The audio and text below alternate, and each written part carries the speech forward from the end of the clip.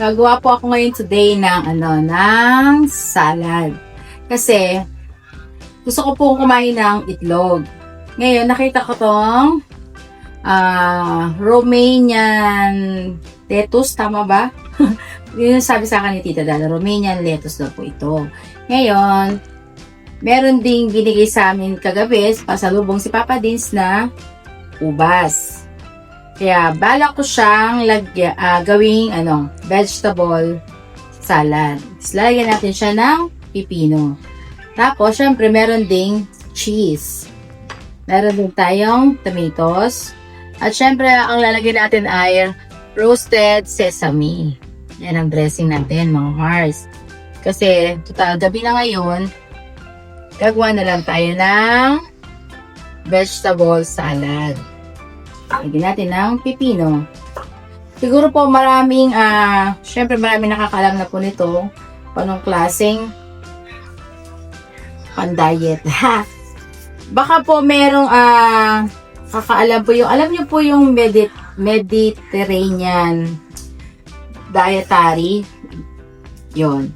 Kasi, may nabasa po ako, mas mabilis daw po itong makapag-lose weight ang Mediterranean plan.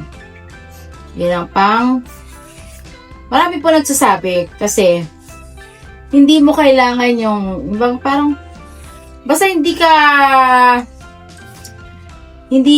yung crave na pag ito ay yung ganitong plan yung gagamitin natin, mga kabisnes, mga Mars.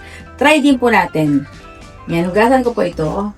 Tsaka syempre, itong lettuce natin. Masarap daw po ito. Ngayon pa lang ako makakatikim ng ganitong lettuce.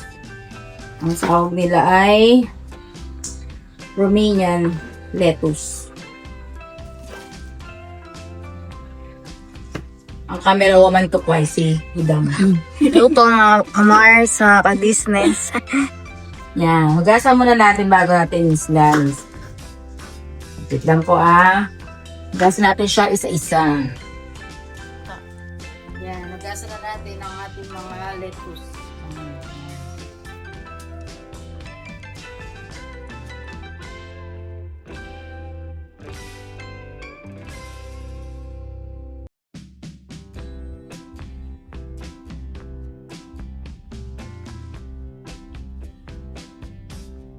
Tapos kumuha na lang ang hubas. Papagagawa ko ng salad. Ito lang kakain natin ngayong gabi, ha? Yan. Yes! Diet po ito. Try po namin itong Mediterranean diet plan. Yan.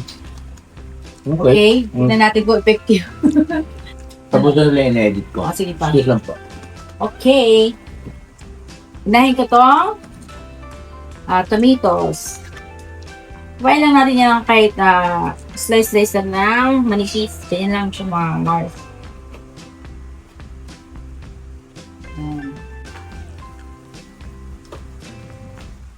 Kasi gabi na, so kailangan natin kumain ng marami.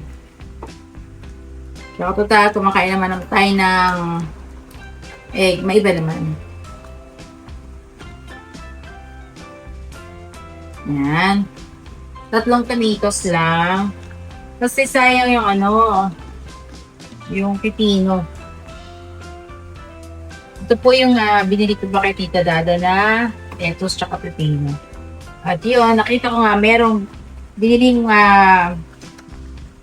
ubas si Papa Dins. Thank you sa inyo pasalubong sa amin ni Papa kagabi. Thank you sa inyo ni Jam. Yan. So, lalagay natin tong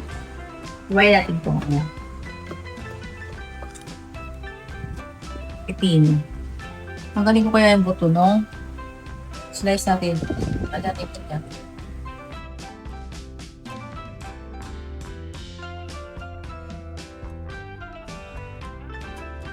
Sino po ang mga Mars natin dyan na hinray na yung Mediterranean diet plan?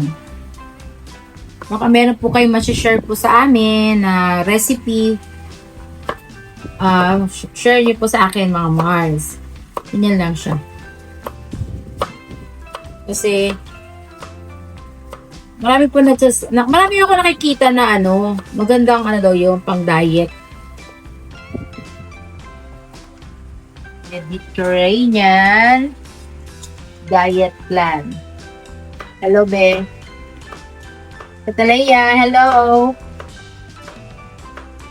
Kahit tayo ulit ng vegetable. Mga bata po, natuturuan na rin natin silang kumain ng mga vegetables. Yan.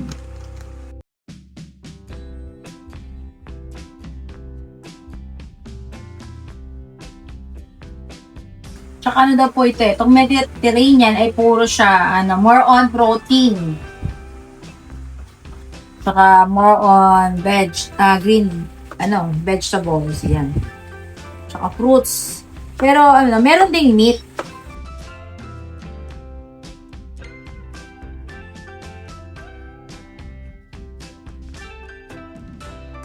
Ay, thank you rin po pala dun sa, mga Mars na nakapanood nung garlic water namin.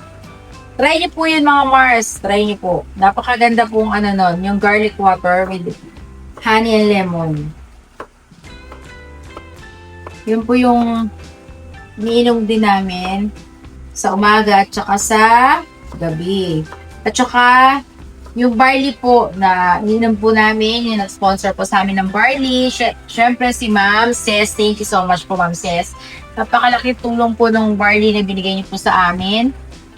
Dahil tuwing gabi, iniinom ko po yun, tsaka ni Papa Deans.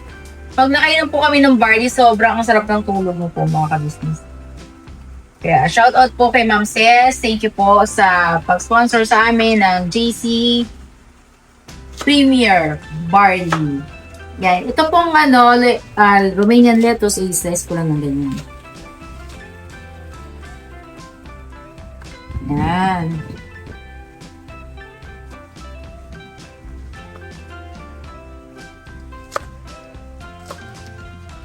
Ito lang kakain natin. Kain ka nito. Katalaya. Andiyan po si Katalaya. Bagong gising. Nakatulog po siya, mga ka-business. Si Budang din po, kumakain din po ng mga ganito. Mahilig din po sila sa mga ganito. Salad. Saka si Dave. Lahat naman po ng mga anak ko ay kumakain sila ng kahit anong gulay. Kasi sinanay po namin sila na kumain ng kahit anong gulay, walang pinipili. Kahit nga po ang palaya kumakain yung mga yan. Kasi, nung nagluto ko ng palaya, hindi siya ganun ka-pait. Yan, siguro ganyan, konti lang muna nanak, no? Tapos, maghihiwa tayo ng cheese.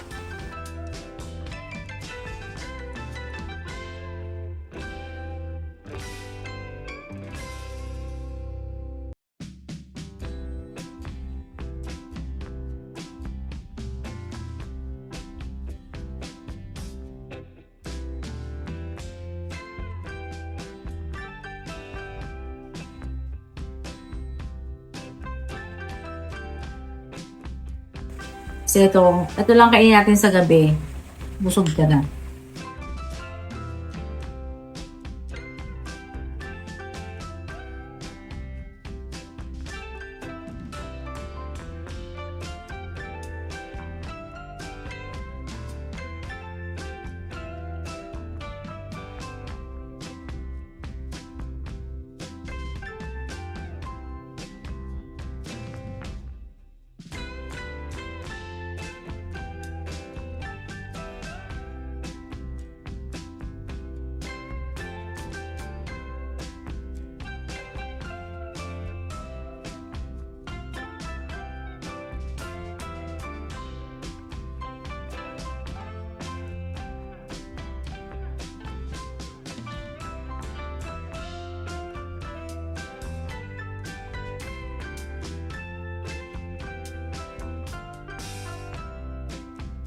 Siyempre, lagyan na natin siya ng mga ka-business, seedless na ubas.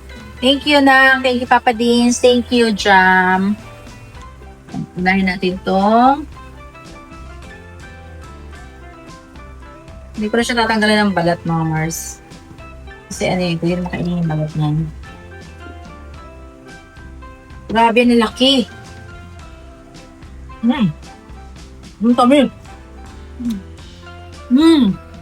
Ang sarap. Grabe, anak ko. Ang sarap. Wala yung dalawang bata. Tapos, lalagyan natin siya ng ito po. Roasted sesame. Sesame seeds.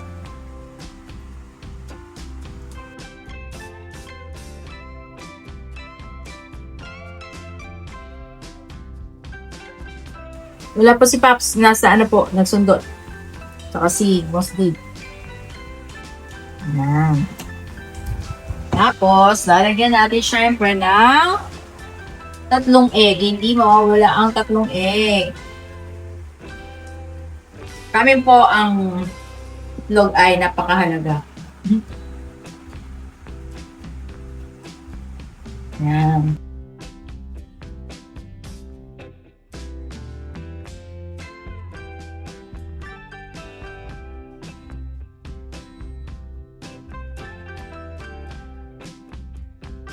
Merong gustong ganitong salad, simpleng-simple lang, hindi siya ganon siya gastos, hindi siya ganon mahal. Simple lang, at least makakain tayo na sa araw-araw ng ganitong gulay. Kasi napaka-importante ng gulay sa ating katawan. Healthy food. Yes. At saka, syempre, kailangan natin ng fiber araw-araw. Itlog, yung pipino, napakahalaga po niyan kasi pang detox din po kasi yung pipino. At saka itong yung lettuce. Yan. Diba? Simple-simple lang. Hindi siya mahal, hindi siya magastos kasi pag bibili ka nito sa labas ay mahal. Diba po mga Mars? Sino po dyan ang mahilig sa... Napumuyok pa. Bumiyok pa si mga maka-business. Ayan. Kapag kakulang yung sesame, roasted sesame sauce, dagdagan nyo na lamang po. Meron din yung iba naman gumagawa ng, yung, alam yung suka, nilalagyan nila ng konting, Dressing. konting, ano yun na? Mayonnaise. Hindi, suka konting sugar. Sugar. Yun, masarap din po yun. Ito po, dressing din po to. Pero mas gusto ko po itong sesame dressing. Roasted sesame dressing. Yan. Papa, kain na. Let's eat na mga Mars. Pwede na? Yes. Uy, talaga naman. Yan ang sinasabi ko, mga Tapos ka-business. salo nyo lang ng ganyan. Ooh. Yan may cheese po yan mga ka-business Anong serving yan? Ha? Saan ba ako kakain? Parang may Gio yata to. Uy, di Di ba? Stainless yan pa. Okay, sorry.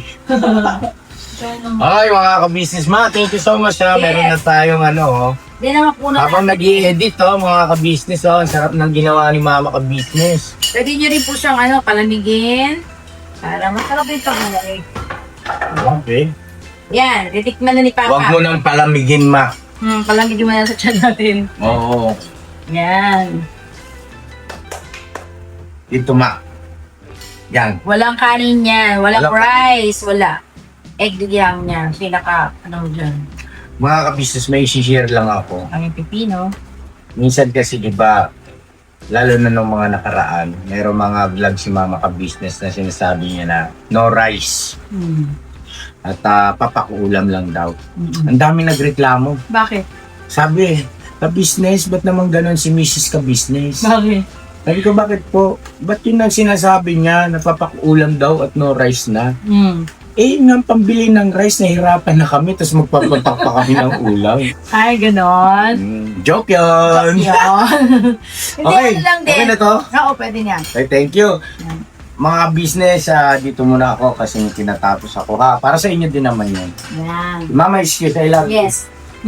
Thank you. Love you. Yun po mga Mars, subukan niyo po ito. Ang hapunan yung mag-asawa ng iyong family, ng iyong mga anak. Try niyo po, hindi siya mahal. murang-mura lang at kayang-kaya ng ating budget.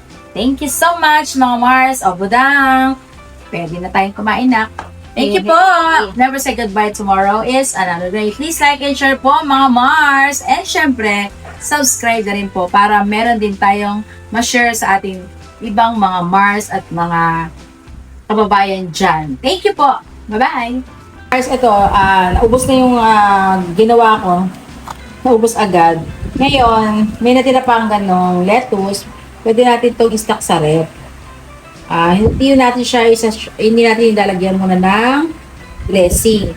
Ngayon, pag kami gustong kumain, wala lang siya ng sa rep niyan.